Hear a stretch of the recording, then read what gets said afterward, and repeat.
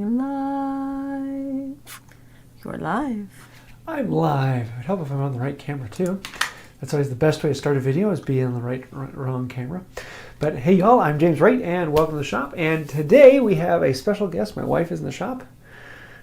I am the staple of this show. Yes. What are you talking about, guest? She's the main character. And I'm the guest today. So. No, you're a character. Now, due to the storm, she had to leave the hospital early, so we get to see her tonight, which is awesome. It's always good when she gets to make it. So, yes, tonight we are going to be making half-blind dovetails. And I was doing these for the dresser drawers that we were making. Originally, I wanted to do show tails, which were putting the dovetails on backwards and having them go all the way through. And I really like that for a lot of drawers. But in this case, the sides of the drawers are going to be exposed, and so having the dovetails showing in the front isn't as important. And I had people clamoring and telling me I've got to have half blinds on there because you'll be able to see them then. So I relented, and I'm going to be putting half blinds on here, and I thought this would be a good time to do a live video showing half blinds. Since we're going to be doing it in oak. Yes, this is not an easy wood to do it in, but I'm going to show you some of the precautions and things you can see when you're going into this. We're going to do the whole thing live, and should be able to get it done in under the hour. I did this one earlier today, and just doing the one by itself, it took me about 20-25 minutes or so to make. So with talking, it takes a little bit longer. Let me actually show you a little bit closer about what they are. So on, falling over. On this one here, you can see the dovetails here don't go the full length of the board. And the reason that is so when you're in a drawer, you don't see the dovetails at all. You're going to hide those ugly dovetails. And so most of the time, the carcass of the drawer covers them up, and so you only see them when you pull it out and you see the side poking out there. But in this case, the sides of these are going to be wide open on the cabinet. So we need, so I can actually show them off. And so that's, I don't usually do half-blind dovetails because I like being able to see the dovetails, and so that's why I normally put the dovetails in the front. I know that goes counterproductive to their connectivity, but it really isn't that big of a deal. So I usually put them on there so I can see it, but this time we're going to be putting them on here. So to do this, we have to start by cutting the tails. I know some people like to cut pins first, but on half blinds, you almost always cut the tails first. So let's take this apart before we get into this. Any questions before I get into this too far? And also, we may end up, if we just suddenly disappear, it's probably because we had a power outage, because the storm is overhead, so who knows what's going to happen. Well, I'm glad it's not underground. Any questions over? Or? No, I just said every time you say dovetails, I think of DuckTales, because that's, yeah. So in my head. So I've just set the precedent for everybody tonight. So the first thing we need to do is we need to cut a mark on the board of how tall are our dovetails. So in this case, we need to find out exactly what is the length of our dovetail. So how far is the dovetail going to be sticking out here? And so what I have is I have a marking gauge set out to 1/2 inch. And so in this case, I'm going to cut 1/2 inch dovetails, and there'll be a 1/4 inch sticking out because it's a 3/4 inch thick board. Now that's a good bit more. Most of the time, half-blind dovetails have an 1/8 inch sticking out, but I really like the aesthetic of having the 2/3.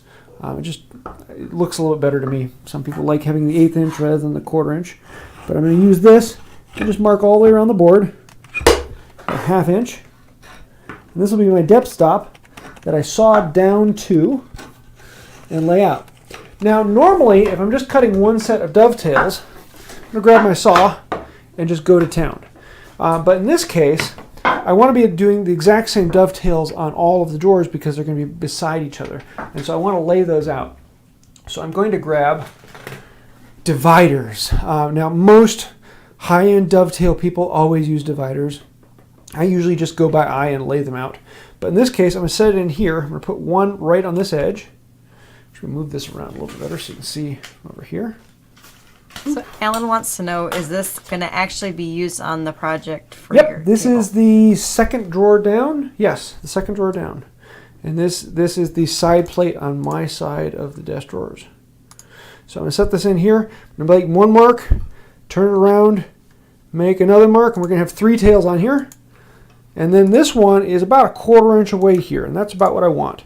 So I have about a 1/4 inch of pin on this side. And so we have 3 dots on the top here. I don't know if you can see them. You probably can't because video doesn't carry that very well. And so now I'm going to take this out and I'm going to move it over. I'm going to put this one right on the edge of the board. Right there. I'm going to make 1 pin mark. Walk it around. Make another pin mark. Walk it around. And so now I have 6 dimples in here. 1 at either end and 2 pairs in the middle. And I know that they're all evenly spaced because I marked them all from this side and then marked them all from this side. So one side of the tail is all marked from this side and the other side of the tail is all marked from this side. And I just arbitrarily picked whatever I wanted these dividers to be, and I walked them out and I said, does that look right? No, let's make it a little longer. And then I walk them out again. Does that look right? No, let's make them a little shorter. And I went back and forth until I got a measurement that I liked. And I just did this by eye. There's not any particular measurement, and I actually don't even know what the measurement is on there. I just want to make sure I know what my dovetails are running across. Next thing I'm going to do is grab a small square and my marking knife. And I want to mark across the top of these so I know I'm getting a perfectly square cut all the way across the top. And this is very, very key here. Your dovetails need to be square to the face, otherwise they won't mesh right. Let's do that line better. And we don't like it when dovetails don't mesh. Any questions while I'm doing this? No. Okay. Yeah, later, we had a couple questions come in earlier about dovetail or fishtail chisels. I'll be talking about those later when they actually use them. So I'm just going to mark all these across. Oop, one more. And that way I know I'm cutting straight across.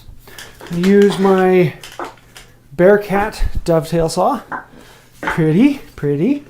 And I'm actually going to be using a Cat's Moses dovetail jig. Now, most of the time, again, I just do them freehand and I kind of get what I'm looking for. But in this case, because I have so many that are so close together, I want to make sure that all of them have the exact same angle. And I can kind of get close to that by hand, but this makes it so much easier. Let me actually move this around over here so you get a better look at how exactly this works. So on this, there's one angle that holds the saw beveled this way. And then these ones are all square to the side, but each one has a different rotation. Now, for the half-line dovetails, I only need this angled side, and then the square side I might use if I'm doing chisel work. And before I do that, I'm actually going to come in here and just lay in a little kerf mark right on those marks, staying on the outside of each one. And having this kerf mark in here does 2 things. Number one, it allows the set of the teeth to be down into the wood so they're not scratching up the dovetail jig, because we want our dovetail jig to look pretty. And if any of you want to know exactly where this one came from, there's a link to it down in the description below. It's the only jig that I really use. And I don't use it all the time, but when I do, I like it. So for this, I just cut down to the line. And I'm going to do every other line on this. So let me move in and show you this from above. I have some questions. What's when that? you get to a spot. Do I set this up? What's that? All right, so Kenny-Anjanette Horn asked what type of dovetail saw, which I think you talked about. This That's is a Bearcat. from Bearcat Woodworking. And then the marking gauge you're using. This is the Veritas mortising gauge. So it has the 2 wheels on there. It's probably the one I use the second most. The first most is an old Stanley pin. And now I've got this one here. I'm going to skip this mark. So I'm doing all of my same angles from one side.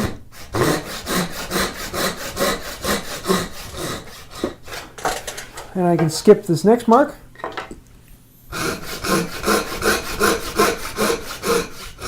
Very light cut. I'm not pushing on it at all. And now I have 2 choices. Number one, I can turn this around and I can go left hand. So I'm going to set it right into the cut, right into the kerf. Let the jig hold it in place. Oop. Not quite as good with the left hand.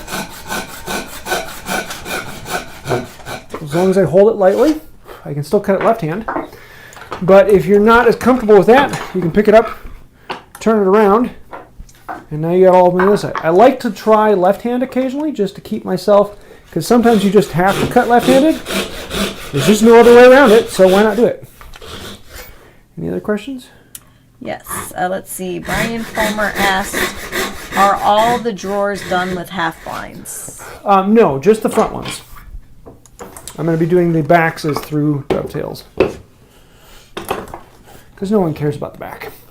So now we have that done. I have two different options here. Number one, I can grab the saw, and I want to cut the shoulder down. I'll put it right on that line. Make sure I'm where I want to be. Whoop.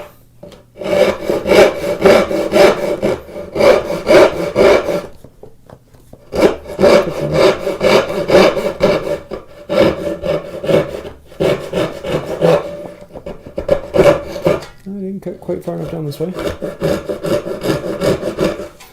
I can cut it in that way. And now I want to come in and clean this up, so I'm going to grab chisel. Just going to get right down into that line. Oh, I grabbed the dull one. Of course I did. Got two chisels sitting here on the bench. One of them's dull, one of them's sharp. This is the sharp one. Every time, because the saw can't get right down into that corner, you got to use the chisel to dig it out. Or I could do it the easier way, because I have the Cat's Moses dovetail jig here. And the nice thing about this is it has a 90-degree edge. So I can do the same thing I did before. I'm just going to make a little curve here, just to hide those teeth in. Set the plate on there. So just like that, now it's 90 degrees.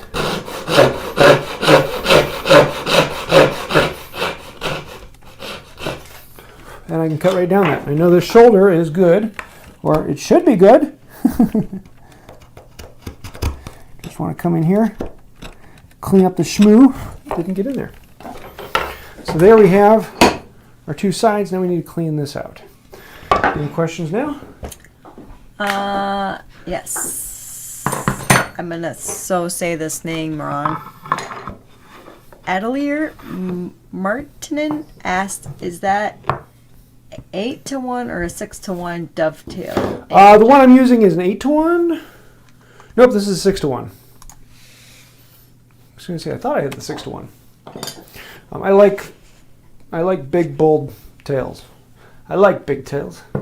And you cannot lie.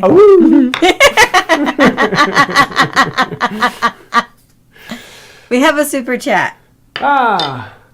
Alan, thank you, man. All right. I guess Sarah should say thank you. Yeah, I know. Okay, are you ready? Yes, I'm ready. What is it? I had a great childhood. I remember my dad would put me in a tire and roll me down the hill all summer. Those were good years. I saw one just tonight. A picture of Legolas from Star Wars. Yeah. You just insulted two fandoms at one. A picture of Legolas from Lord of the Rings. And there's a caption above his name that says, "My mother threw away all my bricks, and now I'm..." That was good. Legolas? I know, I said that was good. Like, I got it. You didn't have to... Did you seriously think you had to explain that to me? That's why I was really surprised, but I'll let it go. No, because do you know what I realized the other day driving home from the hospital? What's that?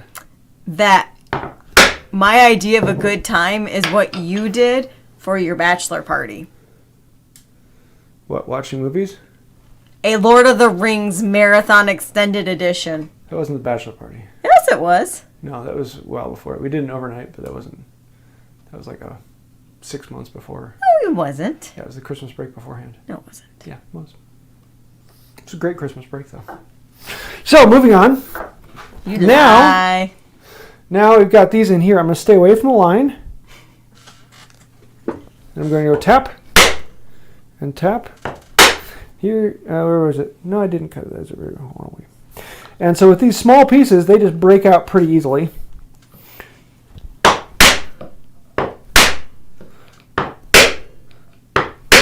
a good chisel and oak cleans up really nicely.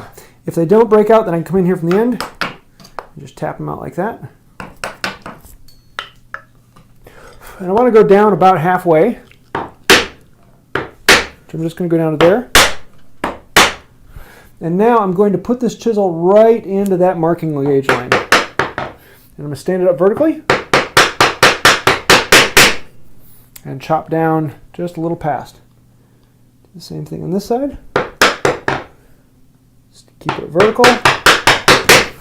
Now if I'm not quite sure about my skills in my hand and making sure that this is good and vertical, I can use this Cat's Moses dovetail jig. It holds the chisel at 90 degrees. I put the chisel right into that line, hold the jig on there.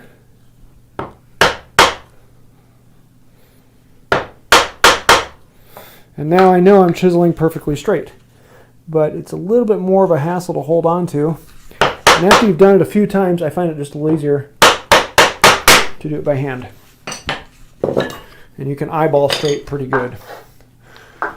So yeah, now what we can do is we've chopped in from that side. Have I been on this camera the whole time? I thought I switched over to the other one. Oh, sorry. I'll do it on the other side. And oh, just for everyone, this is a jig, and now the jig is up. Here, let me switch over to the other camera and show you a closer view of that. Sorry about that. So, switch back over to this one. Here we go. So what I'm going to do is the exact same thing on this side. I'm going to stay away from the line, put it in here, just a little tap. Come in here, stay away from the line, tap, move across, and I'm going to do the same motion all the way across. And then I can come in here and chop out. Now because I don't have much weight, I don't have anything supporting the other side, I don't want to hit these too hard, otherwise I'm going to break them off early and end up with strands on the inside I don't want. So we chop down a little ways and then pop them out. Isn't this fun? This is what I like. Oop, popped out the bottom. And now we can probably break through. Yep, broke through. So what size chisel is that? This is a 1/4 inch Narix Richter chisel. There you go, My Bryan. new favorites. There's links to them if you want to see them. In the description below I have suggested tools. And in there it's the best chisel that I know of. So, we've stayed away from the line. Now I'm going to put it right into that line. And check that it's vertical. And chisel down. Do the same thing here. And here, I'll show you the jig doing that. So what I can do is I can take this, put my magnet on it, put the blade right into that hole, hold it here. I can use that to mark straight down the edge. But I still prefer just to freehand it. So we've gotten that. Release the hold fast. Now we have our tails. And so just like that, our tails are in there, but I want to go through and clean them up because they're never quite perfect right off the bat. I want to make sure that they're square across. Let me check this before I go any farther. Now I need to do a little bit of cleanup here. And so on some of these, if the cleanup isn't that bad, I'm just going to come with the chisel and shmoo it out. If it needs a little bit more, I'll stick a file down in there and clean it out with a file.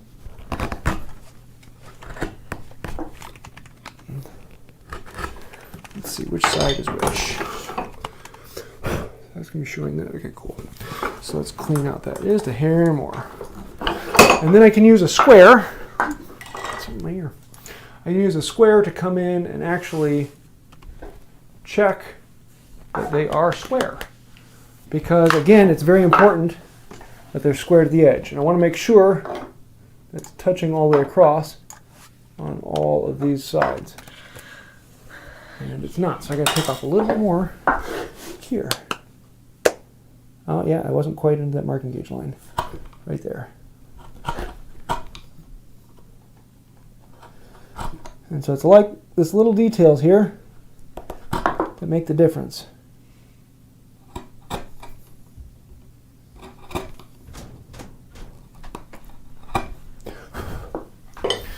Okay, so we now have our tails. Now we need to make our pins. All right, we really couldn't see the tails when you turned. What's that? So Sorry, I was on the camera. Now we have our tails, now we need to make our pins. Let's see, we need this board. This is our front board, which is the quarter sawn oak. So I'll make sure my top is this way, my top is this way. And so to set this up, I'm actually going to use a block plane. And this is a little trick I remember I've learned somewhere, and I have no idea where. I've seen it a whole bunch of different places, but I've been using it for years now, and it's one that I really like. So let me switch over to this one. So what I can do here is I can lower this down until the plane is flush with the top of it. Just like that. Clamp this down, and now I can move this away, and I know that this is perfectly flat with this.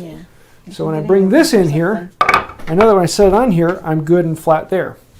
Now the most important thing for me is the bottom of this board be lined up with the bottom of this board, because the bottom edge of this is the edge that I'm true to. So this is my original edge, and this is my original edge. So I'm actually going to put my marking knife on here, let it span between these two. Let's do a little bit more here.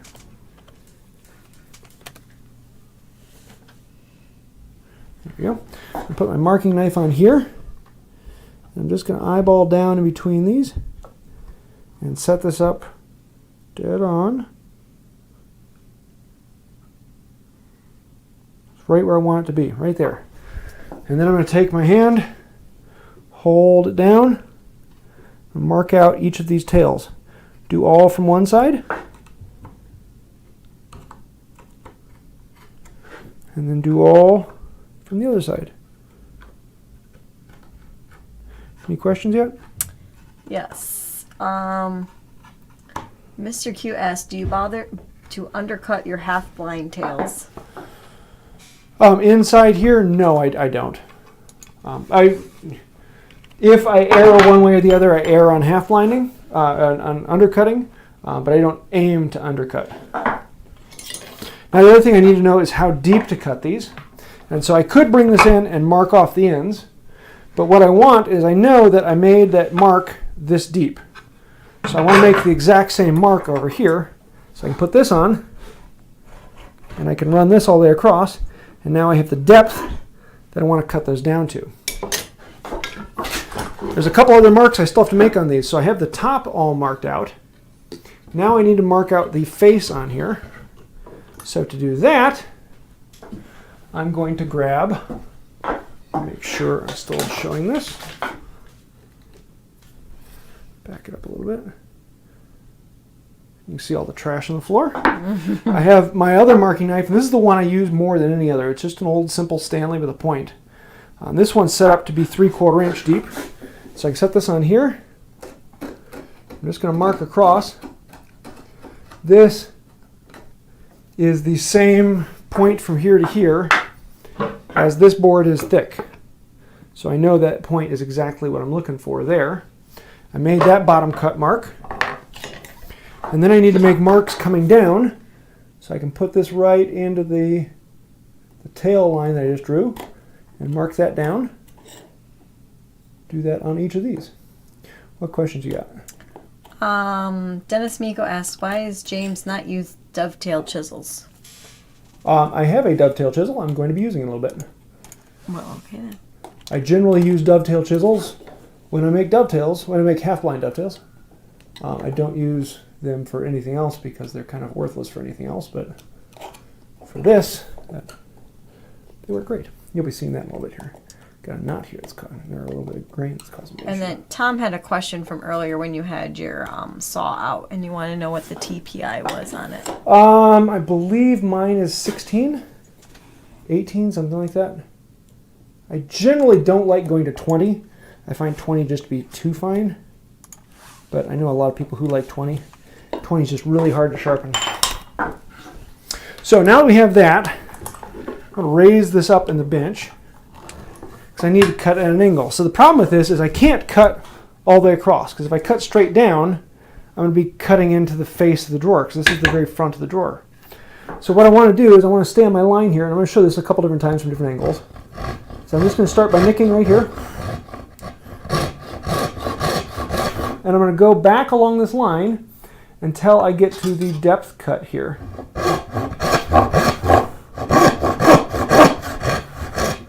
And now I'm going to start lowering the heel and coming back along that. Now I'm just paying attention to this vertical line on the back side here. And now I'm going to play connect the dots and cut at a diagonal. So it's just barely touching this line and just barely touching this line. Now if you look at a lot of old antiques, you're going to see that this line continues on down the board a ways, and they're cutting at a steeper and steeper angle. Allows them to get more out there.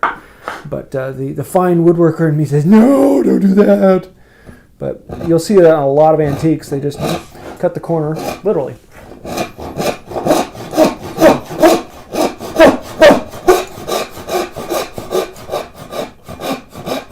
There it is a little bit faster. I'm going to show you on the next one just a little bit closer up. What other questions we got? Hang on. Let's see, I'm pointing at this spot here. Let's focus on that. I'm not sure I'm going to say this right. Cicilaes?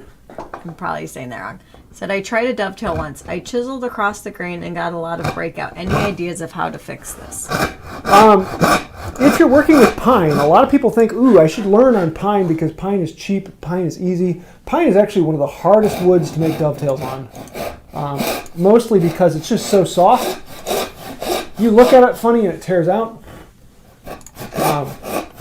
And your chisels have to be crazy, crazy, crazy, crazy sharp to do something soft like that. So that's the most common problem that people have, is that their chisels just aren't sharp enough. And you're trying to take off too big of a bite, then you'll get that chip out in that. This goes a lot faster when you're not trying to talk. Let me zoom in on this last one and let you see this as close as I can. There we go. So I'm going to start here, and my fingers are right here. I'm allowing my, let me do it on this side. I'm allowing the saw to slide on my fingers here, making sure I stay on the right side of the line, or in this case the left side of the line. Just lightly nicking it. I'm actually lifting the saw off, just letting it scratch the wood. I'm going to follow along this line until I get to the back there, constantly blowing off the dust. I'm going to start lowering my heel.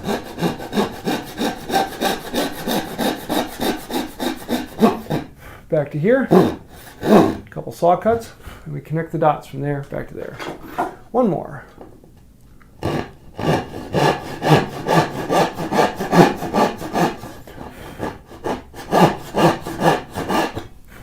little bit too far. So there.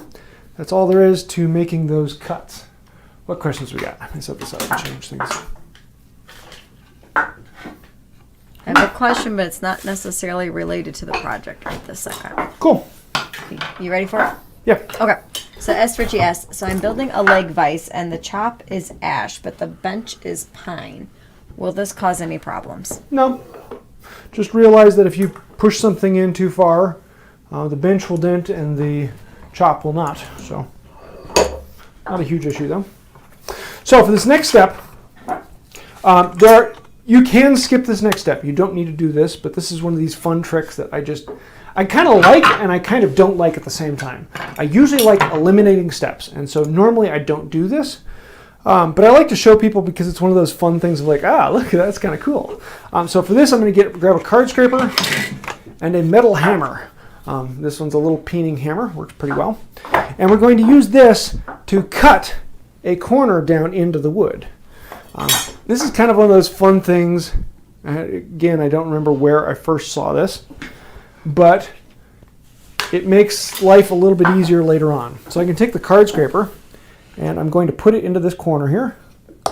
And this card scraper is ever so slightly larger than my saw kerf. I'd like to get one that's the same as my saw kerf. And I use this card scraper because I don't mind ruining it. I'm going to mushroom over this just a little bit. And with that, we can cut at an angle down all the way to the bottom. And so I can just repeat that 5 more times. Stick my corner in, tap, tap.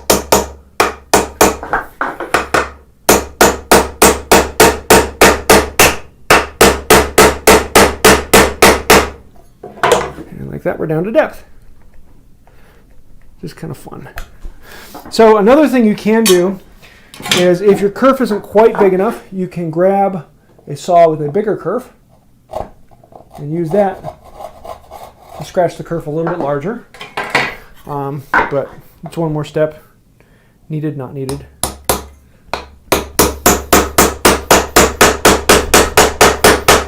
Down like that. Any questions? Yes.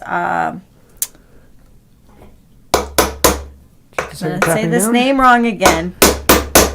Cicilaes said, without this card scraper step, how would you go about removing the material? I will show you that when we get there. I'm going to do one of them without this. Do one corner without this. This just makes it a little bit easier when you get to the chiseling, but it's not necessary. So I'm going to do all but this cut, and I'll show you how to do this one without it. This is just a little bit faster than chiseling out the corner.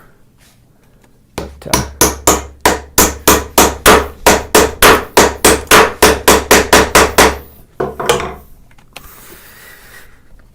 here I am rushing, missing, and hitting the wood. At least I'm hitting the section I won't cut out. So I'm going to do all but this one, and this one we will do with the old-fashioned way, or I guess the new-fangled way.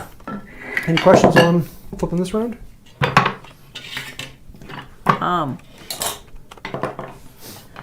Hang on. It is so good having you back, babe. I like it when she's here. Do you guys like it when she's here? I like it when she's here. Yeah, hang on. Harold Schultz had asked, how many TPI on a saw do you recommend on a dovetail saw? We already talked about that one. You did? Around 16 is what I like. 20 is a bit too fine for me, but Okay. different people. Well, I like didn't know if different that was all saws or just dovetail. things. Dovetail, yeah. Okay. And then, no, I guess we're caught up. Okay, now I'm going to see if I can get the camera over here. But my cable is really, really short. I'd love to get a longer cable one of these days.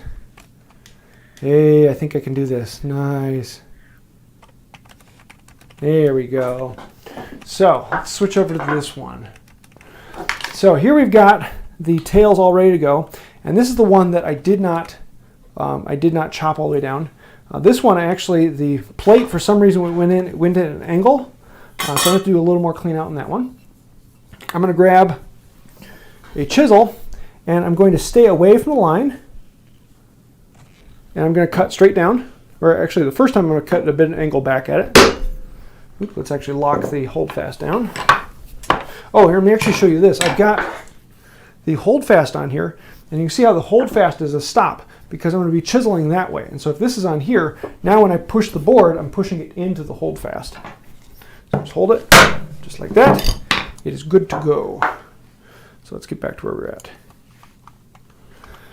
Now, yes, you set this in here. And now we can just march all the way across these, staying a little away from the line. I could use a bigger chisel, but I usually don't like to chop with anything larger than a 3/4 inch chisel. Otherwise, I'm just putting too much force into the chisel itself. Once we've done that a little ways, I can come down about an 1/8 inch or so, pop these out. And it's okay on this one. We've gotten down a little ways, but you may have noticed that it was a little bit hard to get that last little bit out. On this one now, these pop right out like that. That was a bit too much. Just like that. So now we can put that chisel back where we got it. Tap, tap, and tap, tap.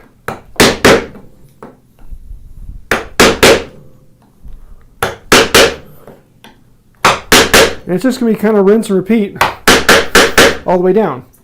Now on this corner, this is the one. Because you do that a lot. What? Rinse and repeat. It's hand tools. It's all about rinse and repeat. That's the only thing you have to rinse and repeat. Yeah. Oh, I get it. I get it now. You're making fun of me. Duh. What's new, huh? I don't think your chisel's the only thing that's a little dull tonight. Not the sharpest knife.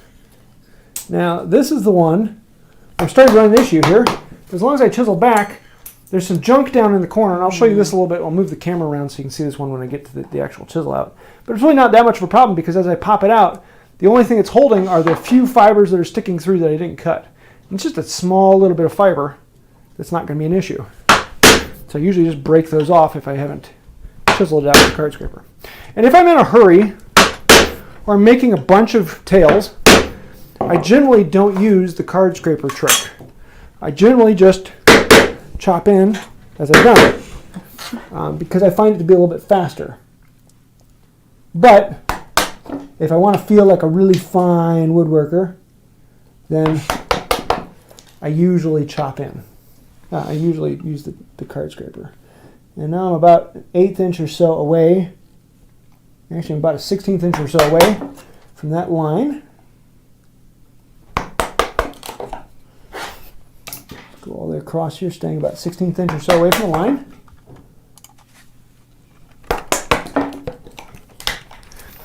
And now we're going to do light taps. I only want to cut down about a 1/16 inch. And again, I'm cutting straight down, so I'm not getting all the way tight into that corner yet. And that's where a dovetail chisel or a fishtail chisel really comes in.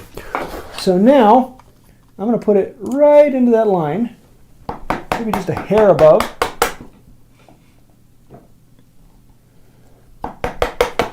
And cut right back.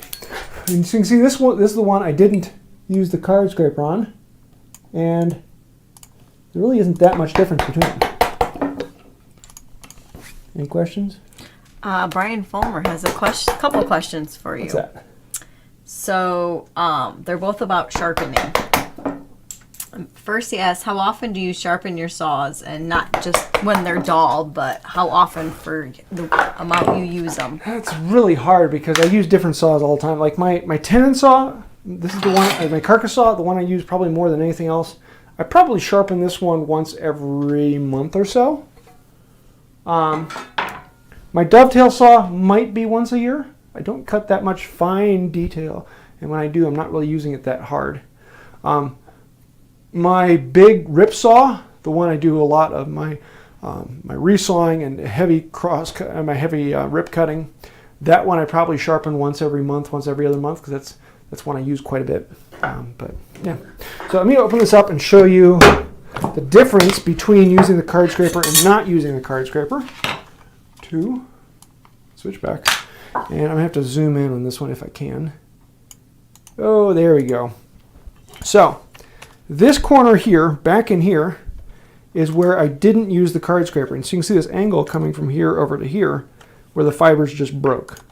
And it's because there's such a small amount of material being broken, it really isn't that big of a difference. Where if I switch around to this side, this is the side. Whoa, that's. Sorry. There's that. It was better. a little blurry. This is the side where I used the card scraper, and the card scraper went down all the way down in here. I got this little shmoo in the corner, but that's really the difference between using the card scraper and not using the card scraper. Really isn't that big of a difference, but a lot of people really like that trick, and it feels good and it's kind of fun. So that's the way that is. Now the next thing I need to do is I need to go right into that. I need to go right into that marking gauge line. So we're going to set this back up the way it was, and I'm going to refocus. There we go. So you can see this a little bit better. So I hope that answers the question of do you need the card scraper? No. It's something that's nice but not necessary. So Harold has a follow-up question to that. Okay, just saying I'm gonna go really close to this marking gauge line. But I'm still gonna stay away from it. I'm gonna chop vertical. What's his question? So, if instead of a card scraper, can you use a piece of a junk handsaw blade? A junk handsaw?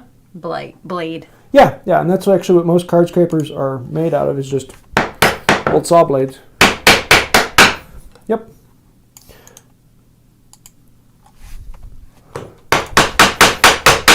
I actually have a couple old videos on making card scrapers where we take apart an old blade. It is a great use for an old saw that's past its life. So I'm still staying away from this line, just a hair away from it. And now I'm going to go right into that line. And again, here's a point where eyeballing vertical is really nice. Oop, that was a little too hard of a hit. Just want to set this, eyeball vertical, and go right down. And I haven't gotten back into those corners. Just set the tip, make sure it's where I want it to be. Go right down vertical. Just need to clean that up a little bit.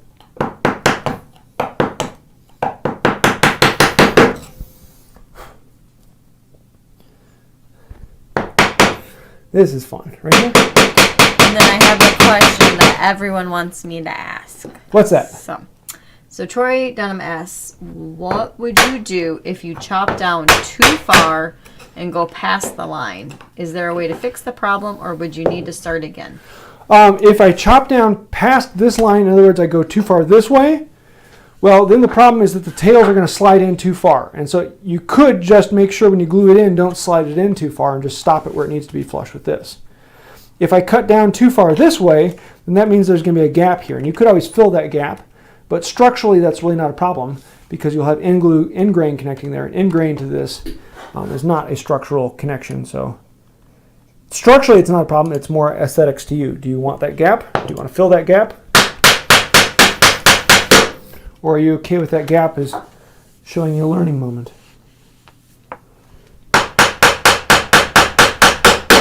I usually like to show off my gaps. I like big gaps. Oh, this has been coming out quite a bit. Okay, so here's the fun problem. So we've got all this shmoo, and let me see if I can get you in a little closer to this. My cable is just so short. I'm twisting it as it is. I can't zoom in any more than that. So that's as close as I can get.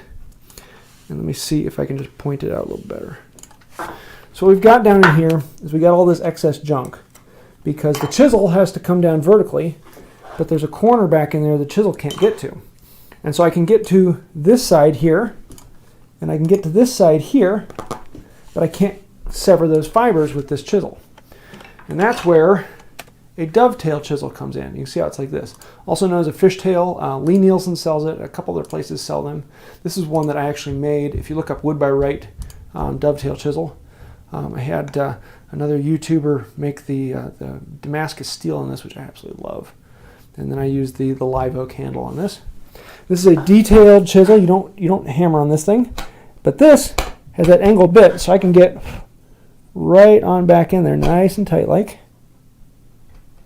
I can clean it up. With this chisel, you can make this really nice and pretty all the way across.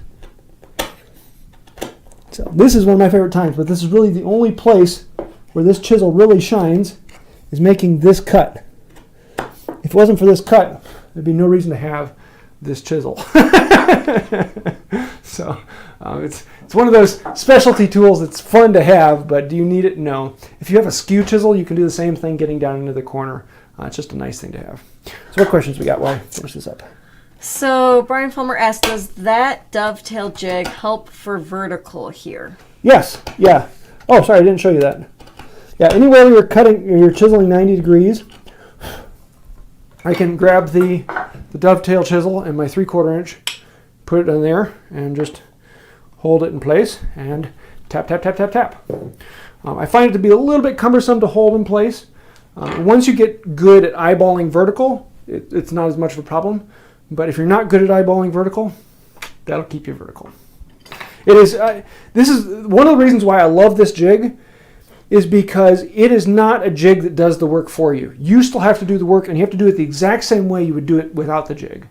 And so this teaches you how to do it without the jig, which I absolutely love. When you're cutting dovetails, you're still cutting. You're still holding it right. This is just making sure the saw stays at the right angle as you're moving it. And the better you get with it and the more motion you get and the more your control gets, the less you need the jig. But it's always nice to have, and it makes really quick work of dovetails. If you haven't seen Cat Moses' stuff, he does some amazing, amazing stuff. And that's one of the jigs that I absolutely love. There's a link to it down below if you want to see exactly, if you haven't seen Cat Moses' stuff, which he has been really turning out some good stuff in the last year or so. What other questions we got? So I think you kind of answered this one already. Tom West asked, could you use a carving chisel or carving knife to do the same thing? Yeah, you can use a skew chisel or anything worth a point you can get down in there. It's just with a regular bench chisel, because the side is at 90 degrees to the tip, you can't get in there. And so having that dovetailed side allows you to get into these tight corners. So what I'm doing here is all the little detail fit work. And I spend almost as much time on this little detail trimming out and cleaning and just making sure these corners are nice and square. And this is one of the things you can't do with power tools. You can't get a tight three-dimensional corner with power tools. And, with a vibra saw you can get pretty close, but you can't get all the way down in there. And one of the places where hand tools shine, but the problem is very rarely do you ever actually need a three-dimensional inside corner, because most of the time if you're making a three-dimensional inside corner, it's going to be hidden by your work. Now, I want to check and make sure that these are all square and tight. So what we can do, switch this over, is I'm going to grab a depth gauge, and I would love it if someone would make one of these. This was a gift from the Pacific Northwest Tool Collectors at their last biannual meet, and I use this thing all the time. I'd love for someone to make this. So what I'm going to do is I'm going to set this depth at the depth here. I'm going to lock it down, and this will allow me to make sure that I'm at the same depth on all of these, and then I'm at the same depth here. So at this point here, I can see it's rocking a little bit, so I'm not quite deep enough there. And I'm not deep enough there. I'm not deep enough there, which normally is the case. I tend to be shy of it. So I can grab this, and I can trim this back a little bit. And it's going to be a lot of this little fiddly dinking, making sure that it's deep all the way across. Any questions? We have a super chat from a first-time person making alive. Well, thank you. Franks. What's his name? James Franks. I like the name. That's a good name. Yeah, I figured you'd like that. I should name a kid that. You did name a kid that. I should name a number. Well, not Frank, but James Joseph. Little leaper there. What's the question? Well, first we have to do a joke. Do you have one or you want me to? What's that? I have a joke. Okay, what's your joke? You ready? Yep. Okay, hang on. There we go. That's clean. What kind of car does a firefighter drive? A red one? A Blazer. Ooh. Here, just before I answer that, I'm going to show this. So what I've got here is a router plane, and this will allow me then to make sure that the bottoms of this are flush to that. And I have the blade set at the same distance as this. So I can actually set this on here and make sure that my marking gauge is the same as the router plane. Which I actually have to adjust it up just a hair. Let's see how that looks. So I can set my marking gauge on here. Perfect. And so with the router plane, I can come in here and make sure that everything is exactly what it needs to be. Ooh, I got a little bit to clean out.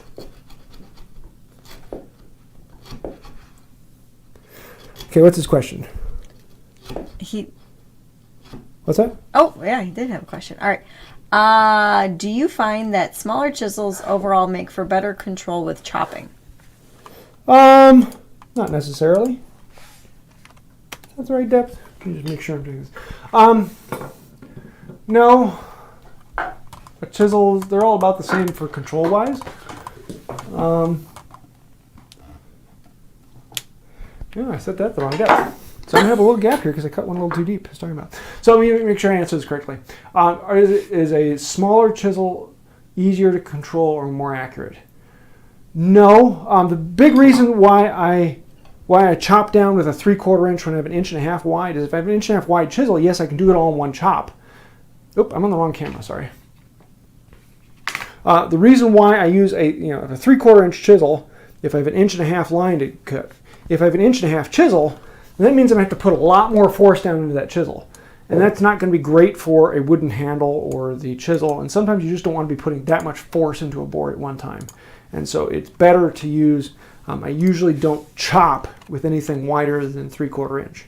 And if I go down to a 1/4 inch chisel, then I'm using a lot less power, because if I really hit this, I could sink this chisel down into the wood and have a hard time getting it out. And so that's more the thing to think about, the power you put into it, not as much the control of it. Now, make sure I'm doing this right, because I set this to the wrong depth. By George, I set it to the wrong depth. So so Bryan Fulmer has this question. I don't know if this is what you're answering right now with what you're doing, but it was, how would you set that Stanley router to depth here? Is that what you're working on? Yep. Okay. Let me go back to this. So what I can do here is with this one, I can set this bit up against the bed. I can set that flush, and then I can make sure that the tip just touches it. And that's how I know it's depth.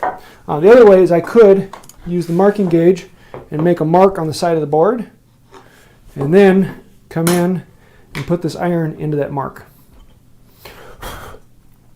But I set it a little too deep, so this one's actually going to have a little bit of a gap right here. But we will show you that. So now I've gotten these cleaned out flat. I've gotten the back. I've gotten into all the corners. Just get rid of this little bit of junk. Now we can take it for a test fit. And it is very, very, very rare that a dovetail comes together on the first test. So if it does, this is amazing. But it's not normal. That ain't normal, man. Well, nothing about you is normal. Nothing about what? You is normal. This ain't that true. Let me make sure. Got this one on there, this one on there. Okay, so let me actually zoom in on this so you can see my failure in all of its glory. Because it's very, very common that I have a big fail here. So let's see. Haven't tested it, haven't checked it. We're going to put this in here. I know this middle one's going to have a bit of a gap. But let's see. Oop, didn't clamp it quite tight enough. Oh, I didn't clamp it at all.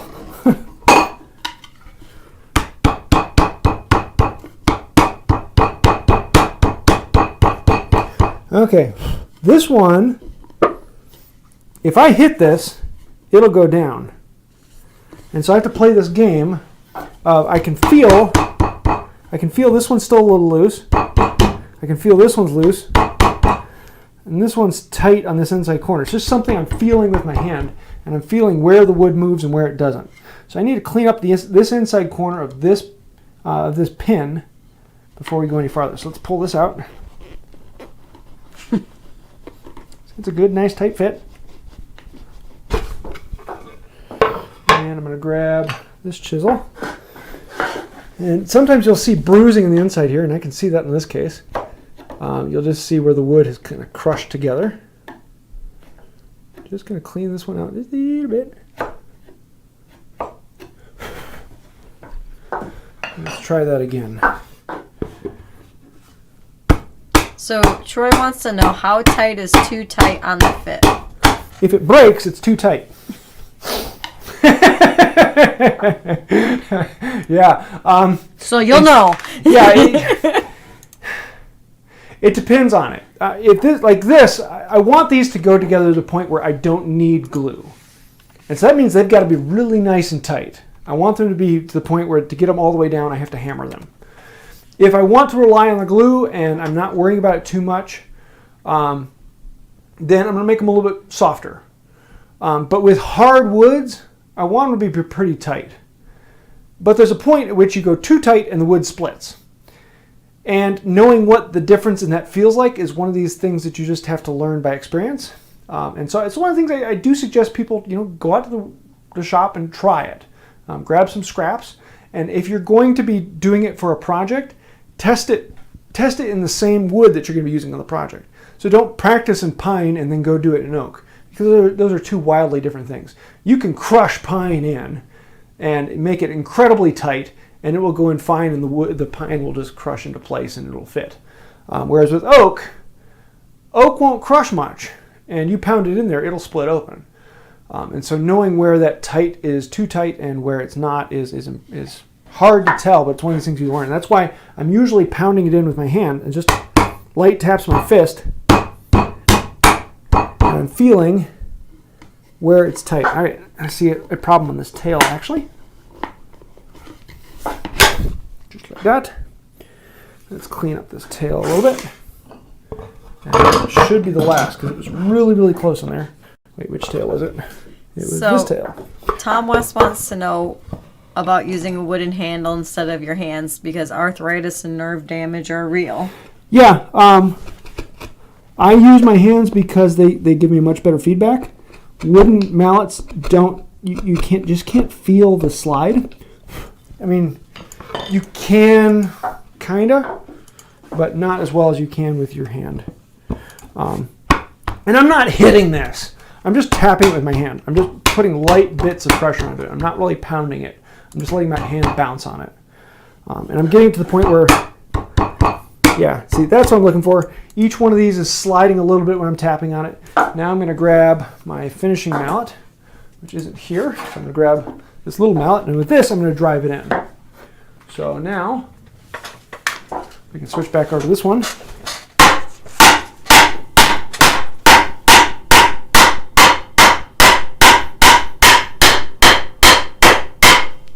Just like that. They get to turn down the sound when you do that. I don't. There. Yeah, and this is the one I was saying that I had my router plane go too deep, and now I have a gap right there. So there's a couple different ways I can fix that. Number one, I can take those chips that I pulled out with the router plane, and I can pound those down in and then cut them off, because they don't have to go down all the way. They just have to go in far enough to fill it. Or I could, like this one's actually a little bit too fat. I can grab a chisel, and I can't do it here, but yeah, let me see if I can do it without slicing my finger up. Is I can pare it down a little bit. Normally I would like glue this down to some double-sided tape. I'm going to see if I can just pare it down a little bit. And then I could use that to come in with a mallet and just tap it down in there. I don't need to go down in very far. I just need to go in far enough, and then I could take a flush cut saw and cut that off. And that then fills the gap with end grain. But yeah, there is the half-blind dovetails. Let me show you these a little closer. So Andy Zavoina has a question. Didn't make that problem with the I have a question. So shush. Okay, I'm listening to the question. Have you dry fitted it and not been able to separate the joint? No. If it goes in at the right pressure, you can pull it apart. Now this one is very, very hard. I would have to pound this apart, and I'm actually going to show you how I would take it apart. Because I don't want to just pound on this. Because if I bend this, right now these are pretty close to 90 degrees. Let's actually just see. Well, that's like dead on 90 degrees. That's pretty good. I like that. That's nice. It's always nice when they do that. So if I pound on this, even if I pound right here, I'm going to be putting a lot of vibration out here. And it's going to be tweaking at those. And any movement in that joint that goes this way is going to widen them and crush fibers or possibly split out your pins. So what I'm going to do is I'm going to flip this over, clean off the bench. I'm going to put it on here, tailboard on the top, pins hanging down. I'm going to grab the pin board, and I'm just going to hit this whole thing so that this whole plank hits the top at the same time. And so I can grab this and just go,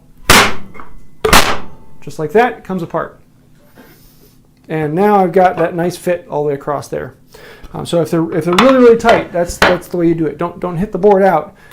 Slam the whole thing on the bench, and that way you're getting an even pressure all the way across this board, and all the force is exactly 90 degrees coming out of this, and it'll pop right out. So, yeah. There are half-blind dovetails.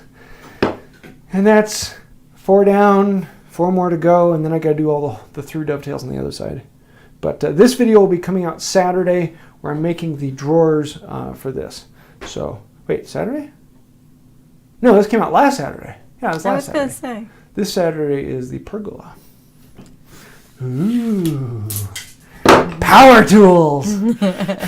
Prepare yourselves now. Wood by Wright is bringing out power tools on Saturday.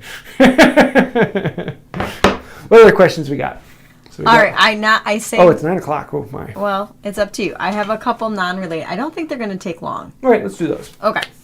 So if I missed your question, I'm sorry, unless someone throws up a super chat. Yeah, these are unrelated to the topic. Okay. So Bryan Fulmer asks, have you sharpened the Richter chisels yet? A couple of them, yes. A couple of them, no. My 1/2 inch, no, I haven't sharpened my 1/2 inch yet. Yeah, no, I haven't sharpened the 1/2 inch yet. I've sharpened the 3/4 inch. My 1.5 inch I dropped on the concrete while working on the pergola. So yes, I had to sharpen that one. The inch I haven't sharpened, but I haven't used the inch. And I haven't sharpened my 1/4 inch yet because I haven't used that one too much. But the 1/2 inch I've used a good deal, and I haven't sharpened that one yet. I haven't done anything where it has to be really nice and keen. I've been absolutely blown away with how long the edges on those last. But I haven't sharpened any of them more than once yet. So, yeah, good chisels. Right. So, Mo Herbert said, sorry if you've answered this before. Is there a type of wood that you have not worked with yet that you would like to try in the future? Oh, there's lots of woods out there. I've never worked with willow. I've never worked with whitewood, which is a European UK. I've never worked with. I haven't worked with a lot of European woods that I'd like to try. And of course, there's a lot of weird, South Pacific and South American woods that I've never worked with. African woods. I've never done anything big with olive. I've done a few small scrap pieces with olive, but I'd like to actually do, a box out of olive or something like that would be kind of fun. And yeah. What's next? Clockman45 says, I'm no good at sharpening saws. Do you know a cheap place to send them to sharpen? Cheap? No. No, you're paying someone who has been working for a long time. There are several good people out there who will do it, but they're not cheap. However, if you want to. If you go onto one of the groups, like if you go into the Hive Mind and ask for someone who has sharpened saws before, who's still learning or hasn't made it a profession yet, there's quite a few people out there who are like, yes, I know how to sharpen a saw. I'm not great at it. I'm not the best at it yet. I'm not a professional, but yeah, I'll give it a try at it, and you'll usually get a really good job out of it, and they'll make a little bit of money, and you're happy because it's a little bit of cheaper price. But other than that, most of the saw makers offer a saw sharpening. I can't remember his name. He works a lot with Shannon Rogers. If you go to the hand tool school, he's listed on there. He's kind of the saw guy in that group. Someone will post a link to him down below. He does a good bit of sharpening, but if I remember correctly, it's like $80 to $100 because you have to ship it out and ship it back and all of that. So yeah, there's a cheap way to do it. But don't be afraid of doing it yourself. It's really quick and easy to learn, and if I can guarantee you, your first practice will be sharper than it was before. Very, very rarely does anyone mess it up if they watch a tutorial and follow along. So, all right, last one. Cicilaes, if you were to make two-sided dovetail / bow tie, what direction should the grain run? Two-sided? Oh, a bow tie. Well, usually a bow tie is holding the grain together. So usually the bow tie is running at 90 degrees to the grain. So like if this board had a crack in the grain running vertically, you'd put your bow tie across it. And you want the grain to be running with the length of the bow tie, not across the bow tie. Otherwise, at the middle, it would just split because there's nothing holding that grain together. You want the grain to be going across from end to end of the bow tie. hope that answers it. So I think that'll about do it. This has been a fun one. We'll have a few more things coming on here in the future. Oh, and for those of you who, if you are members on the main channel, you can now become a member on this channel. So if you want all those member icons and fun things you can have in the live chat, so if you want to discontinue your membership on the main channel and move it over here to the second channel and see them on the live, that is now an option for you. As well as there's different financial amounts. So there's like, I think the low end is $2, $5, and $10, as opposed to everyone's at $5 now. So for those of you who are into memberships, there's now a join button down there. So maybe once my mom gets a little bit more settled, we can do another chisel off. Between you and my mom? Maybe. Yeah, once we know what all's going on, I might bring my mom over to finish her boxes. So. Oh yeah, we gotta do that too. Lots of fun things coming up. So cool. I think that'll about do it. Anything I'm forgetting? I don't think so. Until next time, have a wonderful day. Bye. Oh. And.